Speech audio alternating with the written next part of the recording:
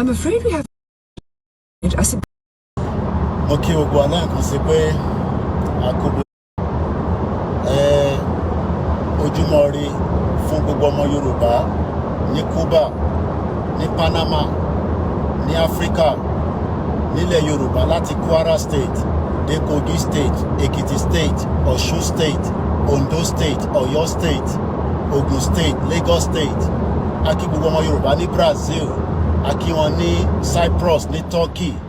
A kí gbogbo ọmọ Yorùbá ní gbogbo ibi tí ẹ bá wà. Àwa ọmọ Yoruba Nation campaign òun náà ni àtúndé bá ṣe ń dé lókè bí ìkànnì tiwa tá à ń pè ní Koiki Media, bringing the world closer to your doorstep.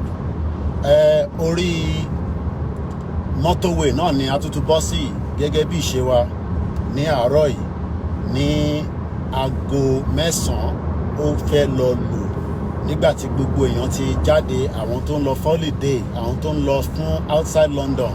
Ẹ má wá gbàgbé pé October nílùú London ni a ti máa ṣe ìkéde rally wa tó máa wáyé ní Broadcasting House ní BBC ní Central London ní bàbá tí ń dé Oxford Circus, ó súnmọ́ Oxford Circus tube station.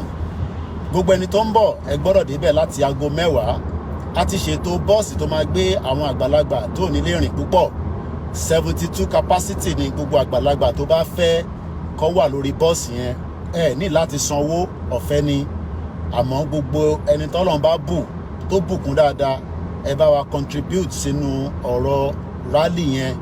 Mo kí bọ̀dá mi, ẹ̀gbọ́n mi Gbẹ̀du, mo kí Yorùbá World Media, mo kí gbogbo àwọn ìfẹ́lódùn àti akíkanjú, mo kí bàbá wa Àwòrò Ṣàṣà, mo kí ọba Ògbóni, àkópalẹ̀mọ́. A tún máa wá ṣe dínà, ìyẹn dínà ẹ̀ máa wáyé níjọ́ Jímọ̀ níjọ́ 11th October 2024 nígbà tí a máa welcome bàbá wa lóyè láti bá wọn celebrate birthday wọn. Gbogbo ẹni tó ní flag ní London ẹ̀yin máa rà ní o. A ní díẹ̀ lọ́wọ́ fún ẹni tó bá ní flag. A máa ní cardboard, a máa kọ Yorùbá self determination. Ẹni tó bá lè kọ tiẹ̀ dání kó tó dọjọ́ yẹn ẹ bá wa kọ kẹ́ máa mú bọ̀ ní October. Gbogbo ẹni tí ọ̀rọ̀ rally yẹn ò bá yé bóyá fúndì kan àbí díkejì, abẹ̀yìn ẹ kàn sí Koiki Media àbí World Media àbí Home Base Media kí a lè ṣàlàyé fún yín. Sleeve náà wà, ìyẹn fleece, torí òtútù díẹ̀díẹ̀ àti máa wáyé ní October. So fleece yẹn ó wà fún ẹni tó bá fẹ́ wọ fleece 25 pounds. Ẹni tó bá wá láṣọ Yorùbá Nation nílé tó ní fìlà nílé, ẹ̀yin lè máa wọ̀ kẹ́ máa bọ̀ kẹ́ pàdé wa ní dínà. In tó bá wọn olúkálukú ni kó wọ̀. Ẹni tó bá láǹkárá tó lóyè Ìgbòho kó wọ̀, ẹni tó bá láṣọ Yorùbá kó wọ̀.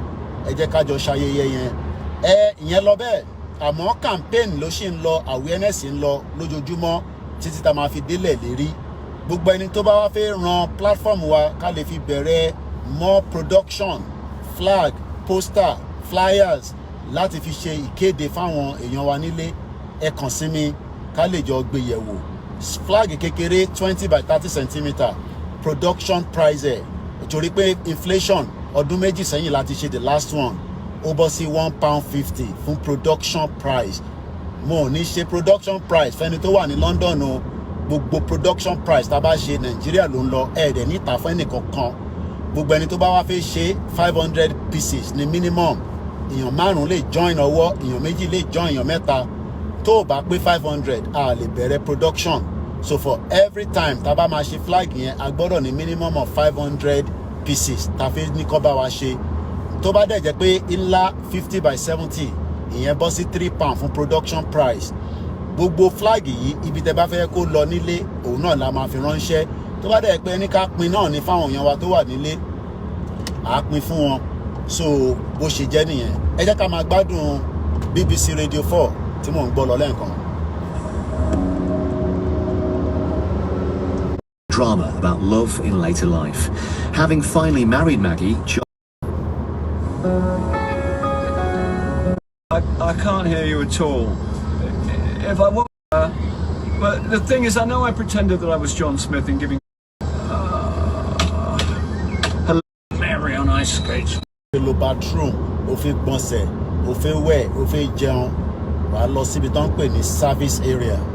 ó dàbí àwọn máa put ti yín náà tẹ́ bá ń lọ sí journey kan láti ibì kan síbì kan tí ẹ máa park but lọ́dọ̀ tiwa gbogbo ẹ̀ ti wà all inclusive kò sí ìbẹ̀rù kankan ju pé wàá bọ́ sí ibi tó ń pè ní service yẹn ibẹ̀ ló ti máa tún gbogbo ohun tó bá fẹ́ adjust ó fẹ́ rẹ epo ni ó fẹ́ ṣe nǹkan kan ni gbogbo nǹkan báyìí náà ni a ṣe ń sọ fún àwọn ará wa pé àfi ká kúrò nínú Nàìjíríà tí kò wà progressive tó ń relay so much of our future.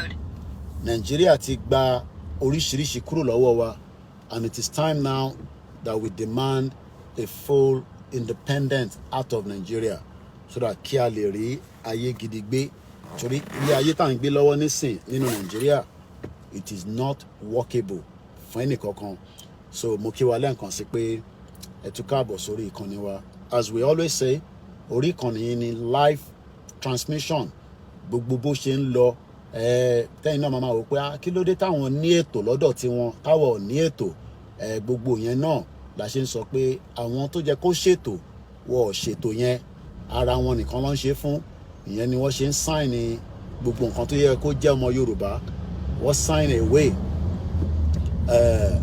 so mo kí gbogbo alẹ́ nǹkan sí pé a tún káàbọ̀ sí orí ìkànnì Koiki Media so mo kí wa mo kí gbogbo wa pé a ṣe é ṣe fún wa a ní ṣe lásán ó ń ṣọmọ lókù bẹ́ẹ̀ ni àwa aládé ní síyá àgbẹ̀yìn àwa la ní kíni la ní síyá àgbẹ̀yìn so ìbí báyìí nísìn òun ló ń pè ní service yẹn mí pé wàá lọ relax níbẹ̀ ni ó fẹ́ ṣe nǹkan kan ní nǹkan kan ló wùn ẹ́ ṣe ni gbogbo tó bá